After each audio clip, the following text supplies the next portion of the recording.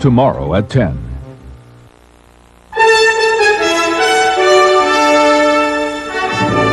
This is the CBS Evening News. Connie Chung reporting. Good evening. Baseball's Pete Rose won a significant court decision today in his battle to fight off gambling charges that could bar him from the game for life. A hometown judge ruled that Baseball Commissioner Bart Giamatti has already decided that Rose, manager of the Cincinnati Reds, is guilty, and a hearing scheduled tomorrow should not go forward. Frank Courier has more on this major turning point. John. For the first time in a month of Sundays, Pete Rose had lots to smile about. Only a few blocks from Riverfront Stadium, a Cincinnati judge announced his surprise decision. The hearing set tomorrow in New York before the Commissioner of Baseball would be futile and illusory, and the outcome a foregone conclusion. The judge granted Rose a 14-day restraining order, delaying tomorrow's showdown with Bart Giamatti, saying the commissioner is not an impartial and unbiased decision-maker, that he has prejudged the case, and any hearing before him would irreparably harm Rose's career. Back up and let him through! Will the commissioner prejudice? No, the commissioner is definitely not prejudiced. Baseball attorneys called it an erroneous ruling, a serious mistake to be fought tooth and nail, while lawyers for Rose vowed to take the case from the commissioner to the courts.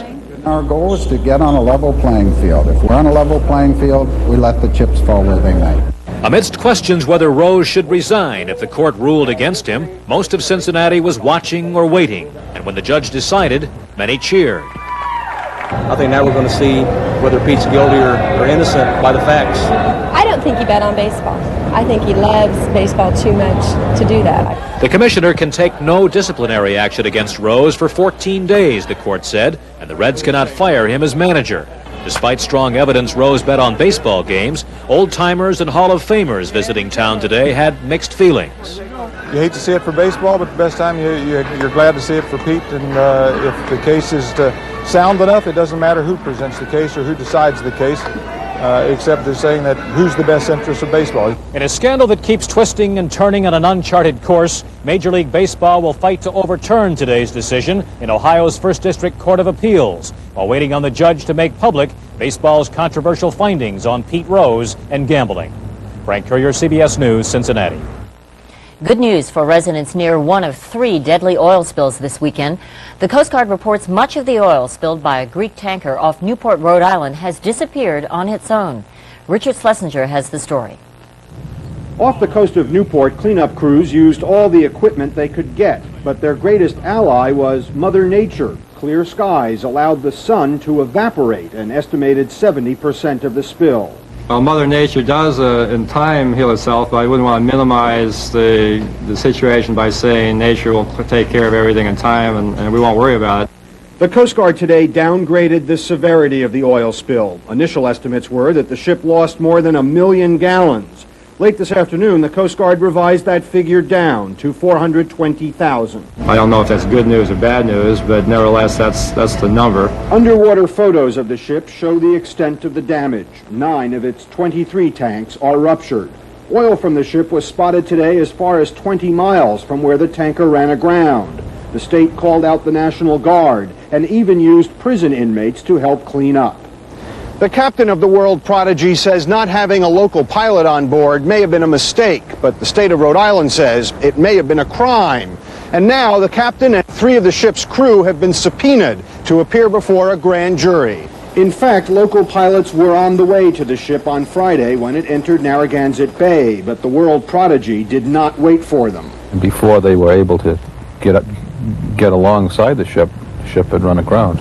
The fuel oil is easier to clean up than the crude that spilled in Alaska, but environmentalists worry that since this oil is more toxic than crude, its effects on the sea life here will be long-lasting and deadly.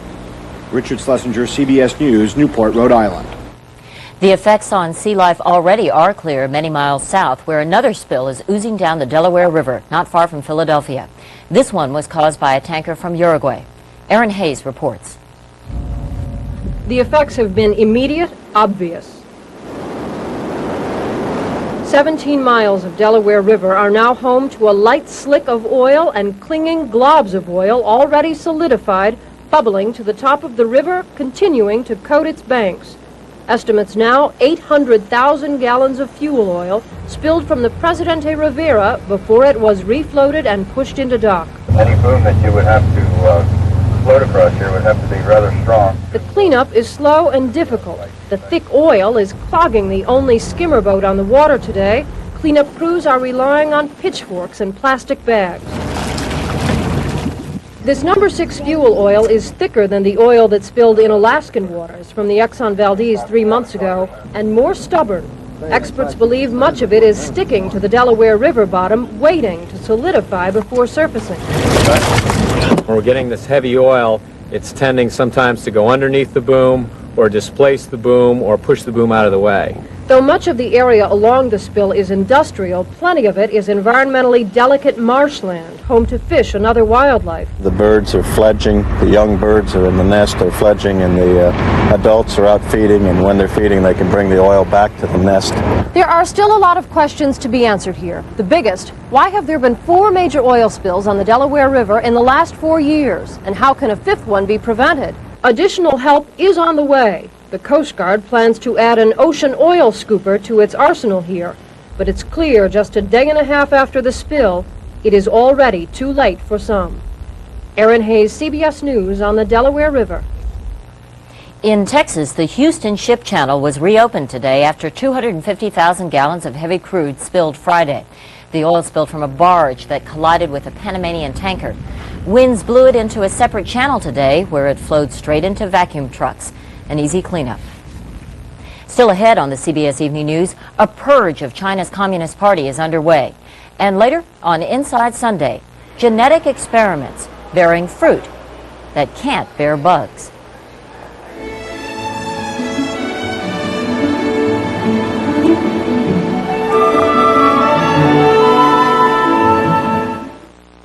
The first time I heard about Dr. Lax was when I was in the hospital 4.5 years ago with the birth of my first child, and my doctor recommended it. Why is Anne Ruiz so loyal to Dulcolax laxatives? When I'm constipated, I feel miserable.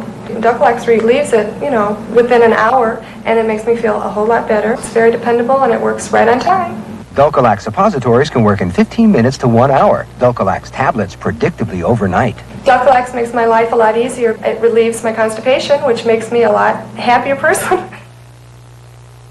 Now, new scientific tests prove Heart's Blockade Repellent gives your pet total protection against fleas and ticks, or your money back. Unsolicited, here's what some satisfied Blockade users have told us. Our dog suffers with fleas, and even dipping doesn't help. Last summer we tried Blockade. I want to thank you and tell you how much I appreciate this product. It really does work. We were having a terrible time with fleas until we found Blockade. Since using it, we've had great results, and it smells so good. Heart's Blockade, guaranteed flea and tick protection that really works. The day may come when every washer will handle all your fabrics with expert care and get your big loads really clean. But isn't it nice to know Whirlpool has washers that will do it today?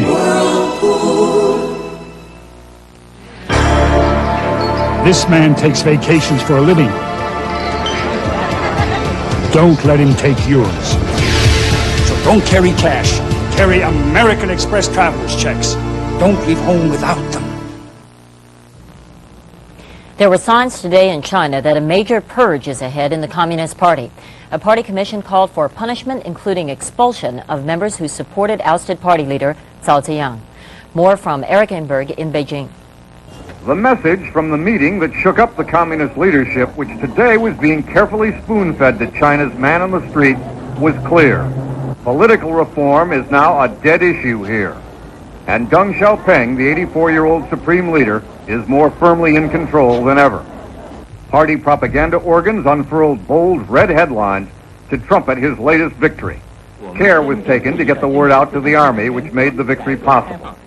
The new party boss, Jiang Zemin, is less than a household name. In China, the characteristics of a leader may not be known by common people. All these things are decided in top level, not us. Jiang, often described as a colorless bureaucrat who ran China's economic capital, Shanghai, was known mostly for his smooth way with foreigners, a skill that will be useful now that so many foreigners and their money have been scared away. Some Western observers believe Deng has handled this purge adroitly, The unknown Zhang does not strengthen any ideological fashion, nor the Army, which wanted a general to get the job. The Zhang may have been simply a default choice. Sources say better-known candidates ducked the job, which has changed hands 3 times in 3 years. With the heart of the city under tight control, authorities clearly feel the time is ripe to launch a full-scale attack on the intellectuals who provided the fire for the democracy movement. By night, the campuses belong to the security apparatus, which is using midnight searches, random arrests, and other proven tactics of a police state to stamp out a student movement that is now thoroughly terrorized. Eric Engberg, CBS News, Beijing. Greek Premier Andreas Papandreou, who is suffering from pneumonia, has developed heart and kidney problems. The 70-year-old Papandreou faces a deadline this week to try to form a new coalition government. His Socialist Party lost last week's election.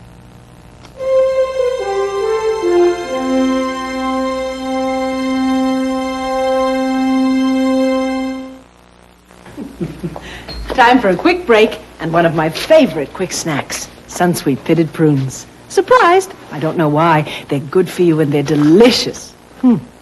Rounder, plumper, Sunsweet. With arthritis, there's pain.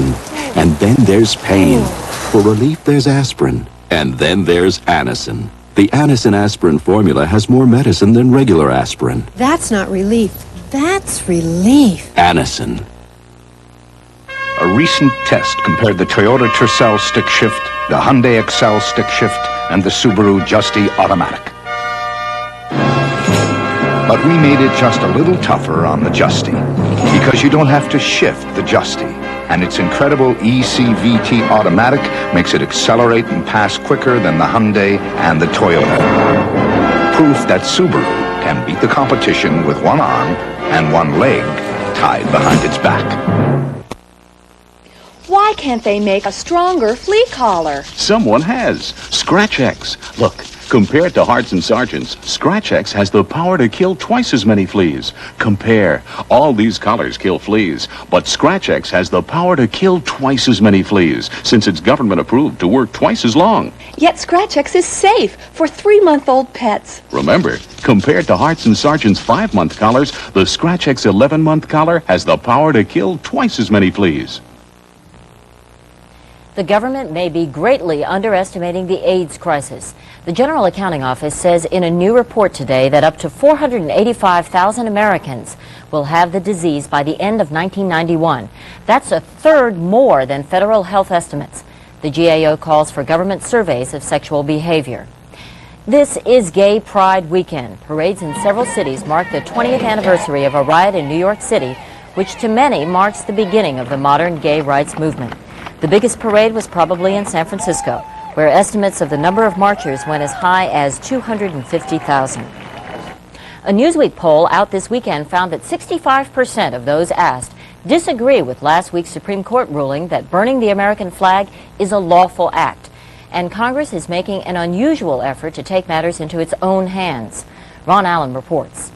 There is growing sentiment that the Supreme Court was wrong when it ruled that burning the American flag is a constitutionally protected form of freedom of speech. Just days after that decision, there is talk of a rare constitutional amendment to reverse it. I believe that this opinion will be reversed. I believe that is an absolutely fallacious and incorrect interpretation of our Constitution. Free speech doesn't permit you to paint swastikas on synagogues. It doesn't permit you to deface the Lincoln Monument. And I don't think it should permit you to burn the American flag. On Friday, the Senate passed legislation that makes desecration of the flag unlawful. The House will consider similar resolutions this week. Despite the passionate argument taking place, some lawmakers want to resist tampering with the First Amendment, perhaps the most hallowed amendment to the Constitution. Anything that touches on freedom of expression, freedom of speech, freedom of religion should be undertaken with the greatest care and concern. Legal scholars also argue that the role of the justices is undermined by amending the Constitution to change publicly unpopular Supreme Court decisions. The primary function of a court like ours, which is insulated from day-to-day political and public pressures, is to resist the winds of moment-to-moment passion and moment-to-moment public feeling. But lawmakers are not insulated from those same pressures, and the public's passion against flag burning will likely endure. Congress is expected to hold hearings very soon to consider ways to respond to the High Court's ruling. Ron Allen, CBS News, Washington.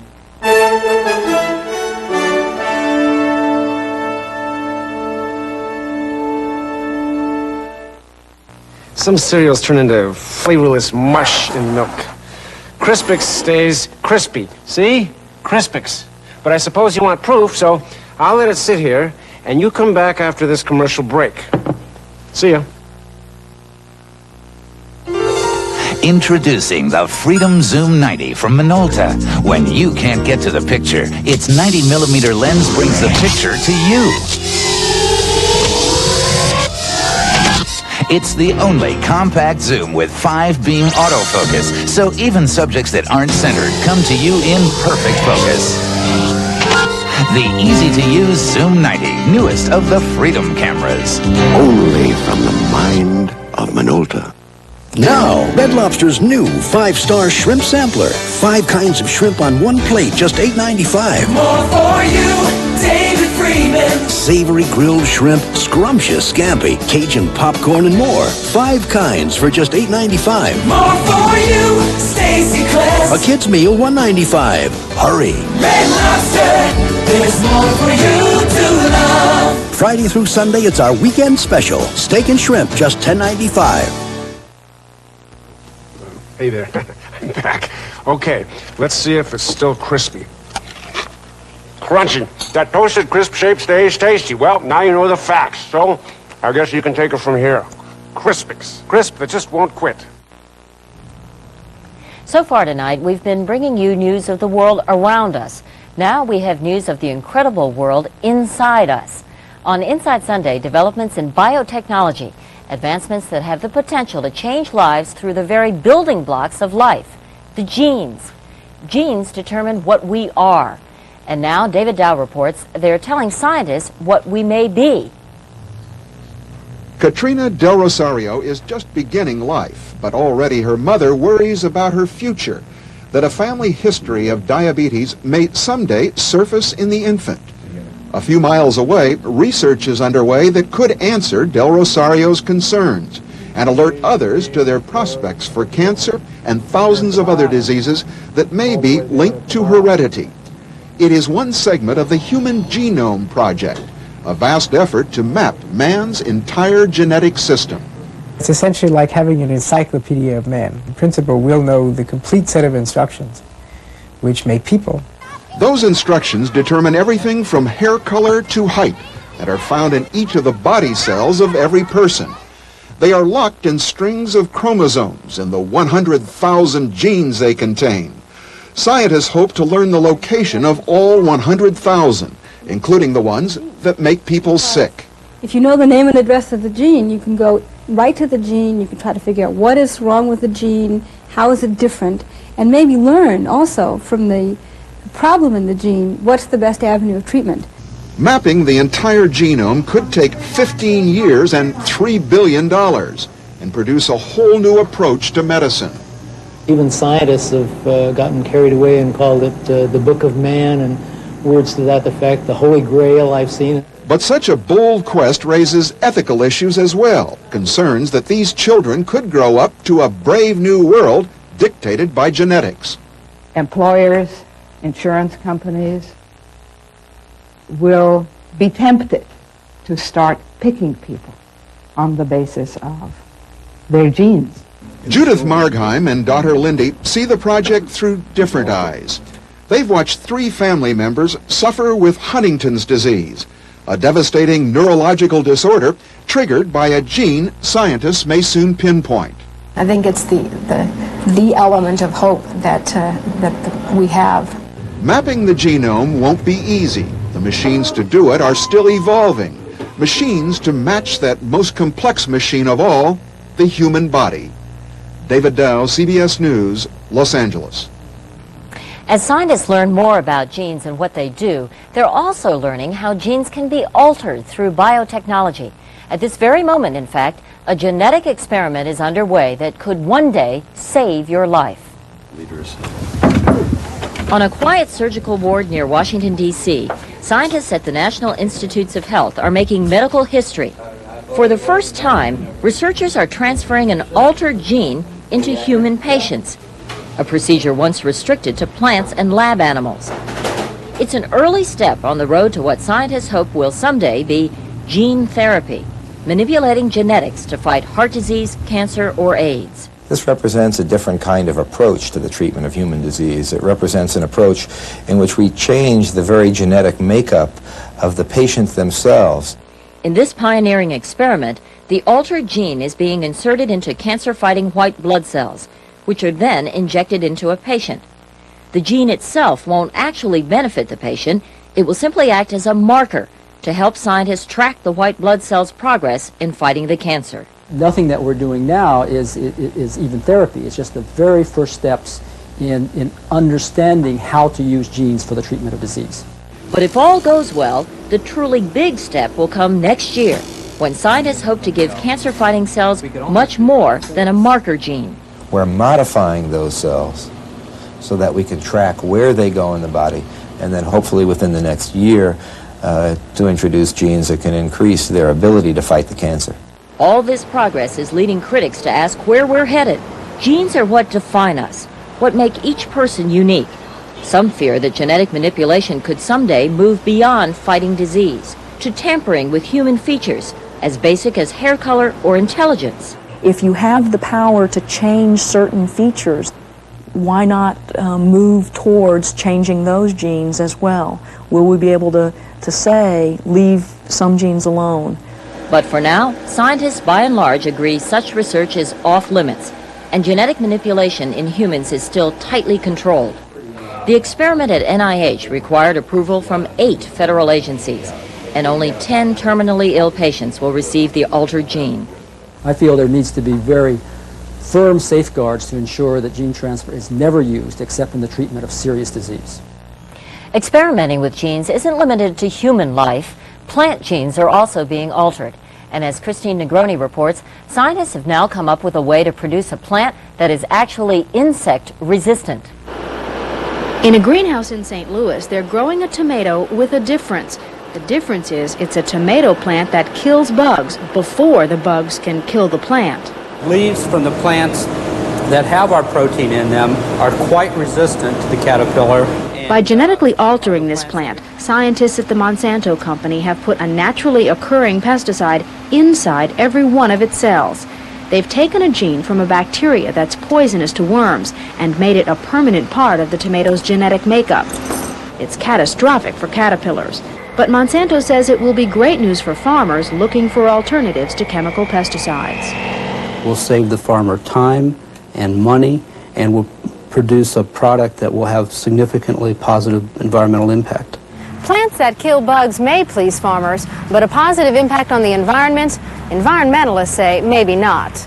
Our concern is that we not go from the frying pan into the fire, that we not take on a new technology that has its own set of risks and downside. The downside is a crop of questions yet to be answered. Federal agencies are still testing the plant's effect on the people who eat it, but the environmentalists fear no one can know the long-term consequences of this almost science fiction-like technology. We're not talking about tomatoes that are going to walk across the field. We're talking about tomatoes that resist insects. It's an idea Monsanto is not alone in pursuing. By the mid-1990s, half a dozen companies hope to have genetically designed plants that might solve farmers' problems from the inside out. Farmers are waiting. Well, we're stuck in the middle trying to produce a quality product and depend on the chemical companies to give us a product to do that with. Companies that make bug-killing plants think they have the answer for farmers looking for alternatives to insects and insecticides. Environmentalists just hope that in the rush for solutions, their concerns won't be plowed under. Christine Negroni, CBS News, St. Louis. And one final note on biotechnology. Scientists tell us they expect that one day, every newborn baby will leave the hospital with his own personal genetic map. The map will indicate ailments to which he may be prone. That will allow him to adjust his lifestyle to minimize the risk.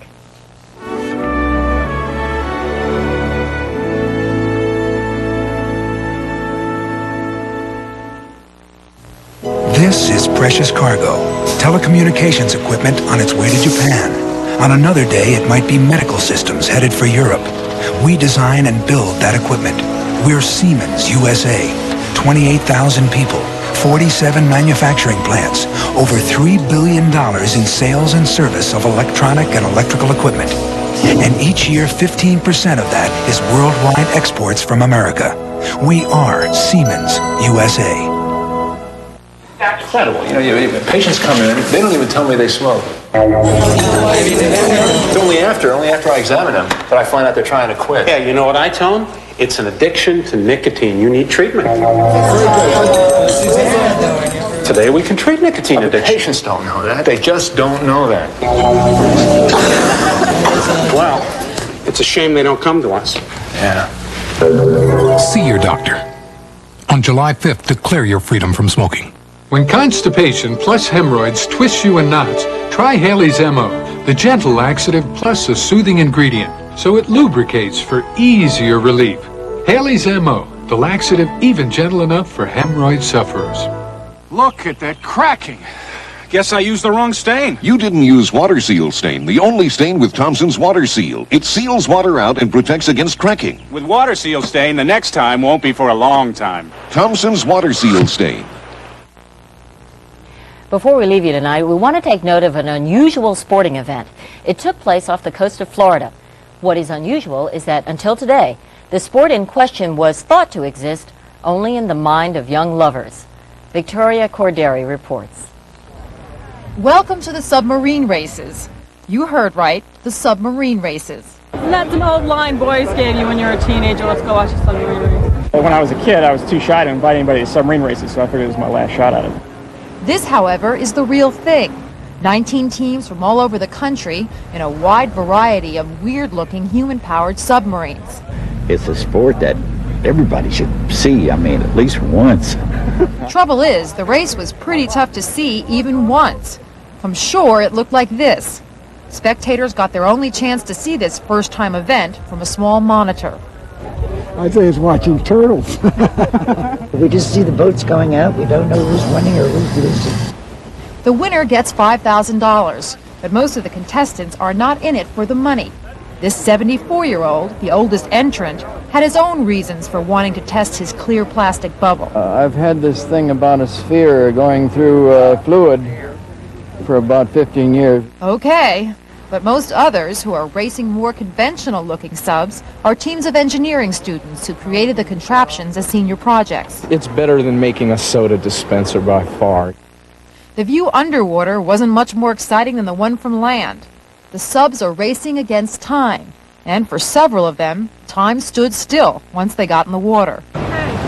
In the end, rain forced the organizers to cancel the finals, disappointing dozens of daring young dreamers with their diving machines. Victoria Corderi, CBS News, Riviera Beach. And that's our news. Dan Rather will be here tomorrow night. And later tonight, Bill Plant with the CBS Sunday Night News. I'm Connie Chung in New York. I'll see you again next week. Thank you for joining us and for all of us at CBS News. Good night.